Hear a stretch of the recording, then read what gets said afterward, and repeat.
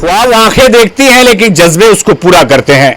नमस्कार, मेरा नाम देव है। लगातार मैं शख्सियत के क्रम में एक के बाद एक शख्सियत से आपको मिलवा रहा हूं। नौजवान केवल एक घर का चिराग नहीं होता। नौजवान जब चलता है तो वो अपने साथ रोशनी की एक किरण लेकर के चलता है। वार्ड संख्या 30 में एक बार फिर से चुनावी समर शुरू हो गया है। नौजवान लोग ताल ठोक रहे हैं। कोई कह रहा है मैं जीतूंगा, कोई कह रहा है मैं जीतूंगा, लेकिन ये तो वक्त बताएगा कि वक्त किसको जिताता है। आज एक बार फिर से शख्सियत के क्रम में मेरा कैमरा पहुंचा एक नौजवान के पास, क्योंकि समाज का आईना नौजवान होता है और उस नौजवान को लगातार हम आपके बीच में लाने का काम कर रहे हैं। चलिए बातचीत के लिए चलते हैं एक उभरते हुए नौजवान और वार्ड संख्या 30 से जिला पंचायत के प्रत्याशी जो हमारे साथ हैं, उन्हीं से जानते हैं उनका नाम, उनका गांव, उनका काम और आगे की जो उनकी ख्वाहिश है वो क्या है। बहुत बहुत स्वागत और सम्मान है आपका। नमस्कार, नाम क्या है आपका? मेरा नाम पवन कुर्मी, प्रत्याशी जिला पंचायत वार्ड नंबर 30। पवन नाम है जी भैया। पवन का दूसरा रूप बयार भी होता है, हवा होती है। जी भैया। और वार्ड संख्या 30 में चुनावी हवा है। इस वक्त बड़े बड़े होर्डिंग्स लग रहे हैं, बड़े बड़े लोग प्रचार प्रसार कर रहे हैं। ऐसे में एक नौजवान जिसकी पढ़ने लिखने की उम्र थी और जीवन को एक नया आयाम दिया जा सकता था, ऐसा क्यों लगा आपको कि चलो राजनीति की जाए?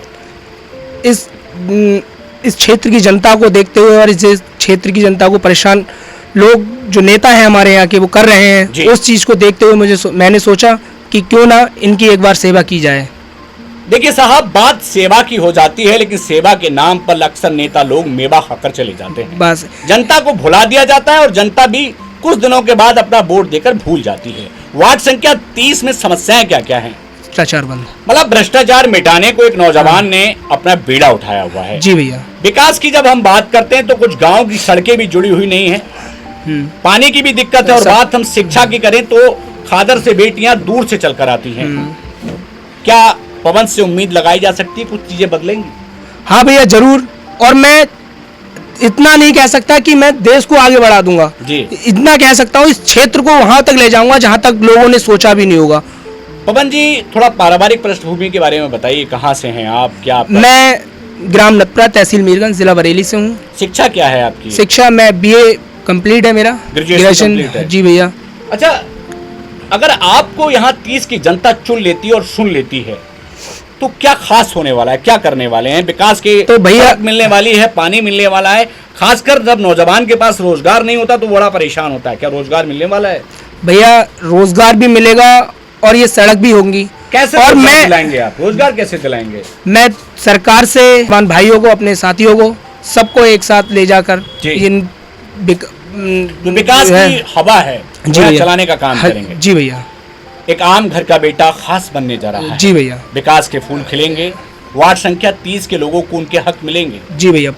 अच्छा, एक नौजवानों के लिए खास हम मुहिम चला रहे हैं, एक संदेश चला रहे हैं, नशा रोकिए, दहेज रोकिए। जी भैया। क्या इस पर कोई कार्यक्रम आपने चलाया?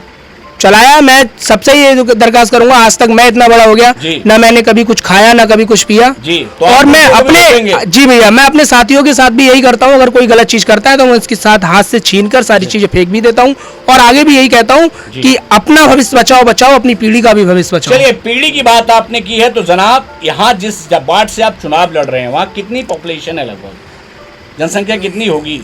कितने वोटर? करीब 40,000 वोटर है और जिसमें से 30,000 वोट पड़ते हैं। 30,000 लोग एक नौजवान का भविष्य ना तय करके खुद का भविष्य तय करेंगे। हमारे साथ जुड़ने के लिए बहुत धन्यवाद। जाते जाते कुछ कहना चाहेंगे?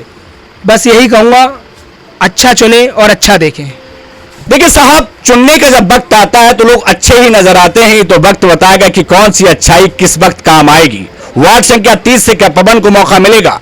क्या फिर वार्ड संख्या 30 में एक बार वही होगा जिसकी उम्मीद है? इसके लिए आपको वक्त का इंतजार करना पड़ेगा और वक्त के लिए आपको हमारे साथ बने रहना होगा। कैमरा पर्सन धर्मवीर के साथ वार्ड संख्या 30 से मैं देव। आज के लिए नमस्कार। लेकिन आपसे गुजारिश है, शख्सियत के क्रम में यदि आप भी अपनी बात रखना चाहते तो हम पहुंचेंगे आपके पास, वह शर्ते समाज के लिए आप कुछ खास करते हो।